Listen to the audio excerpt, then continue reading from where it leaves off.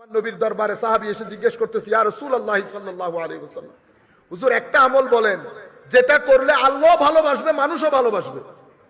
সাহাবায়ে কেরাম আল্লাহর নবীর দরবারে কি কি প্রশ্ন করতেন, সুবহানাল্লাহ।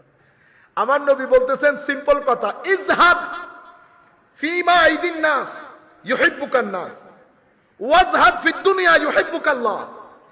দুনিয়াতে থাকবে, দুনিয়ার লোভ লালসা ভিতরে রাখবা না, আল্লাহ পছন্দ করবে। তাইলে আল্লাহর মহব্বত সেই ব্যক্তির জন্য যেই ব্যক্তির ভিতরে দুনিয়ার কোনো লোভ নাই।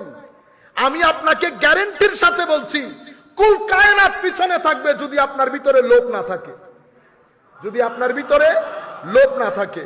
ওয়াজহাদ ফিমা আইদিন নাস ইউহিব্বুকান নাস, মানুষের সাথে চলাফেরা করবা, কখনো মানুষের পকেটের দিকে তাকাবা না, মানুষের পকেটের দিকে তাকাবা না। কি হবে? ইউহিব্বুকান নাস, মানুষ সব সময় তোমার পিছনে থেকে তোমাকে স্যালুট করবে।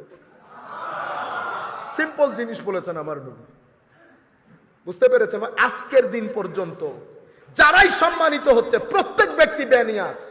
আল্লাহর ওলিদেরকে, সুফিয়ায়ে কেরামকে মানুষ এরকম কেন সম্মান করে? বেনিয়াজ হওয়ার কারণে।